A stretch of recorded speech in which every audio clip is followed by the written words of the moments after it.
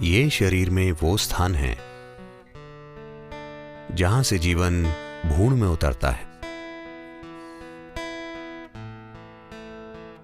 तो ये है ब्रह्मरंध्र। अगर भौतिक से परे के आयाम सतत एक लगातार सक्रिय प्रक्रिया बन जाते हैं। आप में से कुछ ने शायद अपनी शांभवी में यह महसूस किया होगा कि आपके सिर पर एक एंटेना आ गया है जो आपको जीवन का एक विशेष नजरिया दे रहा है।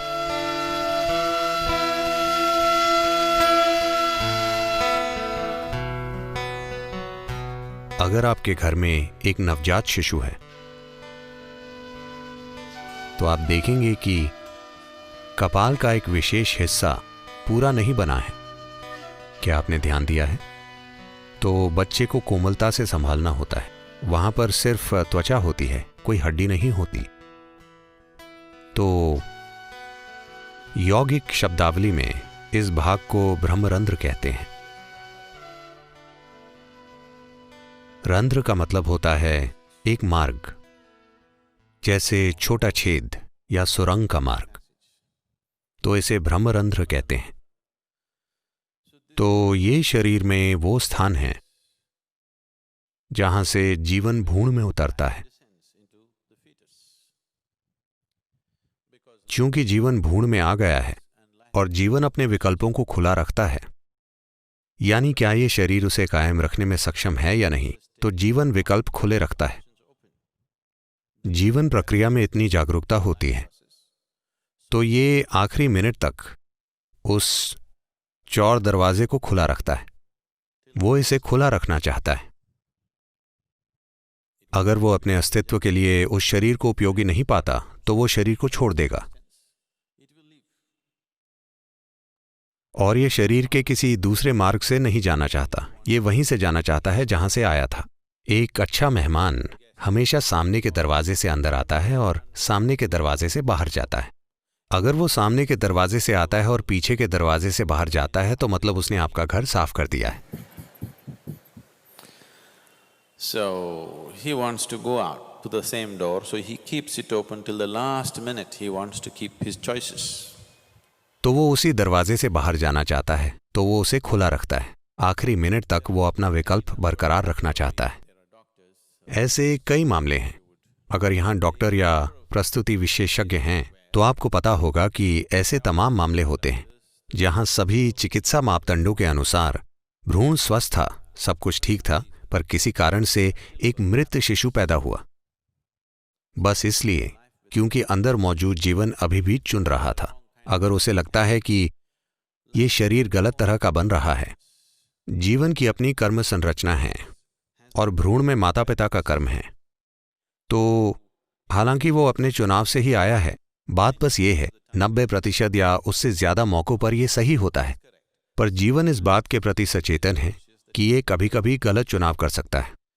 तो यही कारण है कि गर्भावस्था के दौरान एक गर्भवती महिला के आसपास एक अलग तरह का वातावरण बनाने के लिए बहुत सी सावधानियां बरती जाती थीं। अब हम ये सब छोड़ रहे हैं। आज गर्भवती महिलाएं काम पर जाती हैं, सिनेमा जाती हैं, वे सभी जगह जाती हैं। ऐसी चीजें अब नहीं की जाती हैं। ये सिर्फ इस उम्मीद से किया जाता था कि something better than who both of you are comes into your womb. आप दोनों से बेहतर प्राणी आपके गर्भ में आए। आप जानते हैं कि मैं क्या कह रहा हूं? आप पति पत्नी हैं, आपके कुछ खास गुण हैं। आप चाहते हैं कि आपका बच्चा बस आपकी तरह नहीं बल्कि आपसे ऊंची गुणवत्ता का हो। आपसे बेहतर प्राणी आपके गर्भ में आना चाहिए। उस वजह से गर्भावस्था के एक खास चरण के बाद एक पति को भी उस महिला को देखने की अनुमति नहीं थी, क्योंकि उसे आराम और खुशहाली की एक खास अवस्था में रखना होता था। एक खास तरह के विचारों के साथ, एक खास तरह के वातावरण में, हर तरह से उसके सिस्टम को खुश रखने की कोशिश होती थी। सही तरह की सुगंध, ध्वनियां, मंत्र, भोजन, हर चीज, ताकि उसका शरीर एक ऐसी अवस्था में हो जिससे सही किस्म के प्राणी को निमंत्रण दे। शायद आज की दुनिया में इन सब चीजों का सवाल ही नहीं उठता। तो अगर कोई प्राणी इस खास भ्रूण में प्रवेश करता है और उसके शिशु बनने के दौरान उसे उपयुक्त नहीं पाता तो वो चला जाता है। इसलिए एक द्वार खुला रखा जाता है। तो ये ब्रह्मरंध्र है। और एक दिन जब आप शरीर छोड़ते हैं उस समय भी आप किसी भी मार्ग से जा सकते हैं, लेकिन अगर आप ब्रह्मरंध्र से जाते हैं तो ये जाने का सबसे अच्छा तरीका है। अगर आप सचेतन रूप से शरीर के किसी भी हिस्से से जाते हैं तो ये ठीक है, लेकिन अगर आप ब्रह्मरंध्र से जा पाएं तो ये प्रस्थान करने का सबसे अच्छा तरीका है। तो चूंकि इस बारे में बहुत सी बातें होती हैं तो इस बारे में किताबें लिखी गई हैं। एक बात यह है कि इसकी काफी संभावना है कि हो सकता है कि कोई इंसान अपने सिर के ऊपर या माथे के बीच में चीजों की कल्पना करना शुरू कर दे। वे कई चीजों की कल्पना करते रहते हैं। आपको यह समझने की जरूरत है कि आप जहां भी अपने मन को केंद्रित करते हैं वहां कुछ हलचल होगी। अगर आप चाहें तो अभी आजमा सकते हैं। अपनी छोटी उंगली को ऐसे रखें और इसकी नोक पर ध्यान केंद्रित करें। आप देखेंगे कि 1 मिनट के भीतर वहां कुछ हलचल होगी। शरीर के किसी भी हिस्से पर अगर आप अपना ध्यान केंद्रित करते हैं तो आप कुछ हलचल पर गौर करेंगे। तो इसे आपके भीतर हो रही किसी महान प्रक्रिया के रूप में गलत नहीं समझा जाना चाहिए। बेशक थोड़ी शारीरिक हलचल यहां वहां होती रहती है। कभी कभी ऐसा आपके साथ होता है। आप सो रहे होते हैं, शरीर का कोई हिस्सा थोड़ा सा हिलता डुलता है और ये और वो। खासकर अगर आप बहुत नर्वस हों तो ऐसा आपके साथ अक्सर हो सकता है। अगर आप सहज हैं तो शायद ऐसा ना हो। अगर आप थोड़े तनाव या दबाव में हैं तो ये आपके विभिन्न अंगों में हो सकता है, तो उसे भी गलत लेने की जरूरत नहीं है। मुझे नहीं पता कि मुझे ये कहना चाहिए या नहीं, क्योंकि अगर मैं ये कहता हूं तो आप हर तरह की चीजों की कल्पना करना शुरू कर देंगे। अगर आप ध्यानमय हो जाते हैं, जो कि आप बन रहे हैं, जब आप शांभवी करते हैं, मुझे ये नहीं कहना चाहिए, ये हर तरह की चीजों को जन्म देगा, क्योंकि लोगों की कल्पना बहुत प्रचंड होती है। मैं हमेशा उन्हें ऐसा कुछ भी बताने से बचता हूं जो उनके अनुभव में नहीं है, क्योंकि वो हर तरह की चीजों की कल्पना करना शुरू कर देंगे।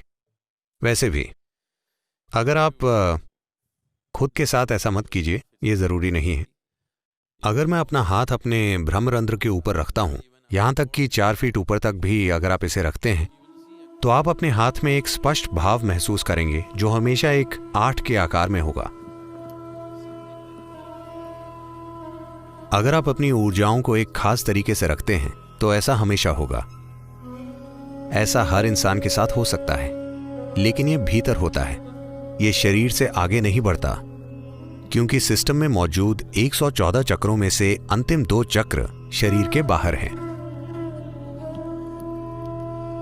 अगर भौतिक से परे आयाम सतत एक लगातार सक्रिय प्रक्रिया बन जाते हैं, आप में से कुछ ने अपनी शांभवी में कुछ पल के लिए यह महसूस किया होगा कि आपसे परे की कोई चीज सक्रिय हो गई है। तो अगर आपकी भौतिकता से परे एक आयाम आपके भीतर एक निरंतर सक्रिय प्रक्रिया बन जाता है, तब कुछ समय बाद ये 2 चक्र जो निष्क्रिय और शरीर से बाहर होते हैं, वे सक्रिय हो जाते हैं। अगर वे सक्रिय हो जाते हैं तो मतलब आपके सिर पर एक एंटेना हो जाता है। आपने पुलिस एंटेना देखा है? आपको अपने सिर पर एक एंटेना मिल जाता है जो आपको जीवन का एक खास नजरिया देता है।